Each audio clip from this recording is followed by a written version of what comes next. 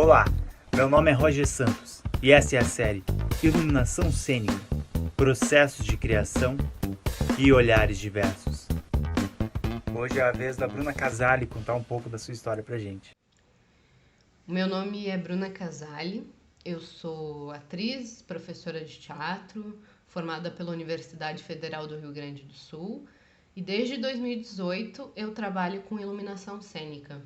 A minha carreira de atriz é um pouco mais longa do que a minha carreira de iluminadora, mas sempre fui uma atriz curiosa que gostou de acompanhar a parte da montagem de luz, a parte de gravação de mesa e tudo isso muito incentivada pela Thaís Andrade, que é diretora, iluminadora, que me dirigiu em algumas peças e sempre me incentivou a, e me instigou a gostar dessa parte técnica. E em 2018, quando a Thaís se mudou para o Rio de Janeiro, ela perguntou se eu não gostaria de oficializar esse desejo de trabalhar com iluminação, né? Já que com a mudança dela, Porto Alegre perdeu uma mulher trabalhando na técnica, né? Então eu entrei nesse mercado e comecei a acompanhar a Carol Zimmer em algumas montagens de luz, em apresentação de peça, em shows. E a Carol foi me ensinando na prática o ofício de ser uma iluminadora. Foi me ensinando a gravar mesa, foi me ensinando a programar, a diferença dos refletores. E não só a Carol, né? Outros iluminadores também, o Casimiro Azevedo me ajudou muito. Os técnicos dos teatros por onde a gente passava, sempre muito. Foram, foram grandes professores, né? E também eu tive a sorte de poder contar com o espaço da universidade, tanto na minha formação como atriz, quanto na minha formação como iluminadora. A universidade foi fundamental. A primeira peça que eu trabalhei com iluminação, pensando a luz, montando a luz do zero, foi dentro da universidade, dentro da Mostra da AD, né? Na época, o Luiz Acosta, que era o técnico responsável pela sala de teatro da URGS, também foi um grande professor, assim, e o espaço da universidade foi muito importante para que eu pudesse testar, para que eu pudesse colocar em prática aquilo que eu estava aprendendo, né? E profissionalmente, o grupo Pretagô foi o primeiro grupo com quem eu trabalhei, né? E foi um grupo que abriu as portas e eu trabalho com eles até hoje e foi muito marcante para mim, né? Ter o trabalho reconhecido, né? Apesar da pouca experiência, eles confiaram no meu trabalho. Então, em 2018 mesmo, eu já comecei a trabalhar com, com iluminação profissionalmente, assim. Meus primeiros trabalhos foram substituindo o, a Carol mesmo em alguns trabalhos que ela não conseguia comparecer por causa de agenda, então eu ia operar a luz para ela, para o Casimiro também. E depois fui caminhando com as minhas próprias pernas, né? E mesmo assim, os trabalhos dentro da universidade, né? Os estágios dos formandos me geraram muito trabalho. Então, as peças que eu assino à luz, muitas delas saíram do espaço universitário. E muito curioso, né? Eu comecei aí dentro desse mercado no intuito de ser mais uma mulher trabalhando na técnica. Comecei aprendendo com uma mulher, com a Carol, que é reconhecida aqui em Porto Alegre, né? E junto com isso também fui aprendendo que o machismo está presente, inclusive dentro dessa profissão.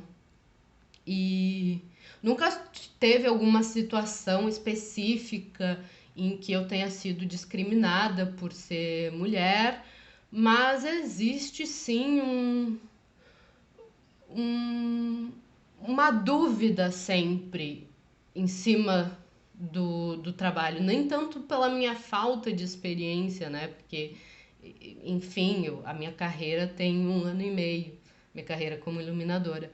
Mas o fato de ser mulher, eu já fui questionada, assim, no sentido de ter que colocar, de ter que provar que eu sei o que eu tô fazendo, que o meu trabalho é tão sério quanto os dos meus colegas homens. E mas também vejo que existe uma desconstrução, assim, sei que para essa desconstrução ser possível hoje, muitas mulheres iluminadoras que vieram antes de mim sofreram muito mais e tiveram que se provar muito mais, e espero que as futuras iluminadoras sofram menos do que eu estou sofrendo agora. Mas em geral vejo que os meus colegas, principalmente os colegas da técnica, assim, estão em processo de se desconstruir. Não todos, né? Mas sinto que existe uh, esse movimento. Essa pandemia acabou cancelando todos os trabalhos que eu tinha agendado para 2020. Não só os meus trabalhos, né? Como de vários colegas, sem previsão para voltar. O meu último trabalho no teatro foi no início de março, com a peça infantil Histórias Negras para Crianças de Todas as Cores, na Sala Álvaro Moreira. E depois disso entramos em quarentena, teatros fechados, peças e shows cancelados. E o início dessa quarentena para mim foi um período muito ocioso, né? De muita ansiedade também, de incerteza. A gente ainda vive muita incerteza, né? Mas eu particularmente vi o início da quarentena foi paralisante, né? E agora estou envolvida em alguns projetos que estão repensando, reinventando o fazer teatral, né? Mas todos os projetos que eu estou envolvida é como atriz e não como iluminadora, né? Como iluminadora, a pandemia tem servido para eu me dedicar mais aos estudos. Tenho acompanhado várias lives de vários profissionais do Brasil inteiro. Entrei num grupo de WhatsApp em que tem só mulheres iluminadoras do Brasil inteiro também, então está sendo muito bacana acompanhar a troca de experiências e, e aprender bastante por lá, mas ainda não consegui colocar em prática a função de iluminadora dentro desse formato virtual em que a gente está pensando fazer teatro, né? E todos os projetos que eu estou envolvida também não são financiados, e então, para me manter, eu estou recorrendo a outras funções que não tem nada a ver com o teatro em si.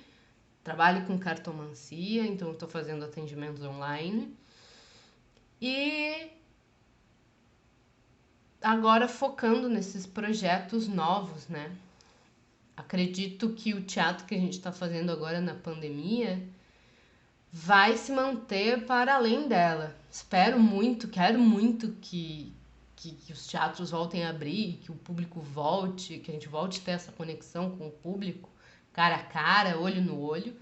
Mas acredito que esse formato virtual ainda vai permanecer para além. Então, é um processo se acostumar com ele e colocar a iluminação dentro dele também, que é muito importante.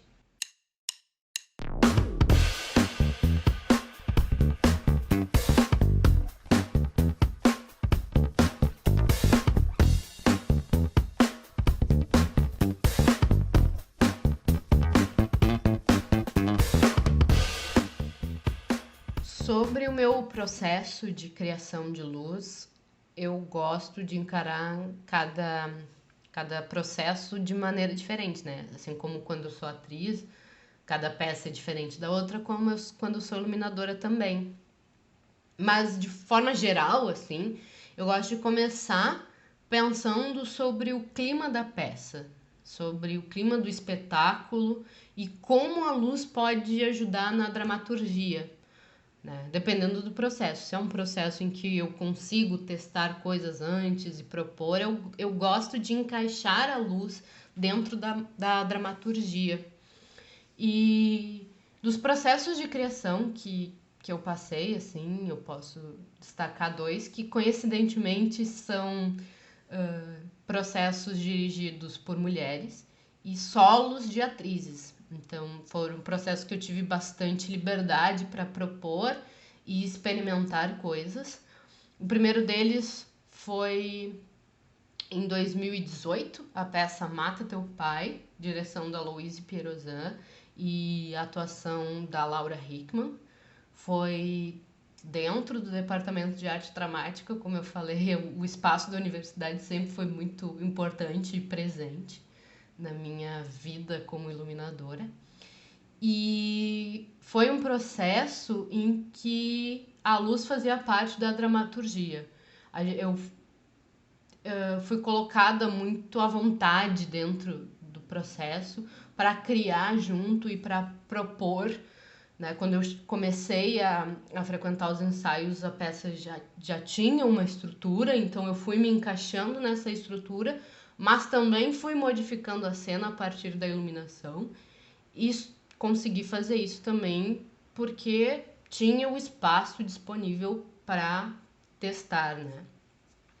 E o outro trabalho é o trabalho de 2019, que se chama Matrizes, Avós, Regalos e Sobremesas, que é um solo da atriz Marina Fervenza, direção da Guadalupe Casal, e que o clima da peça, a atmosfera do espetáculo se dá muito pela iluminação, né? Como é uma peça que fala sobre avós, sobre memória, eu optei por ter filtros de cor que deixassem tudo mais rosado, que remetesse a um ambiente mais aconchegante. E a gente trabalhou também numa paleta de cores que estava presente no figurino, que estava presente em elementos cênicos e que também estava presente na iluminação, né? E nesse processo especificamente, eu também comecei a frequentar os ensaios, a peça já tinha começado, já havia cenas. Eu consegui, através de experimentos com a luz também, contribuir para que a dramaturgia da cena fosse costurada, né? Então, eu destacaria esses 2 processos que eu tive muita liberdade de testar coisas e de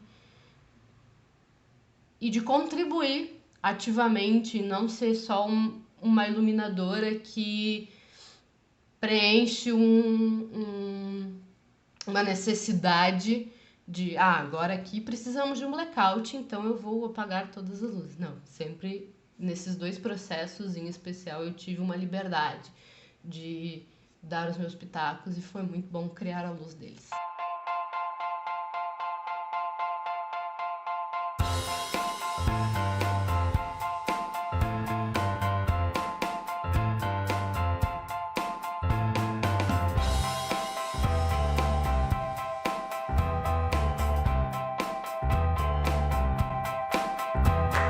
E no próximo episódio temos a presença de Ricardo Vivian, contando um pouco da sua história e do seu processo de criação pra gente.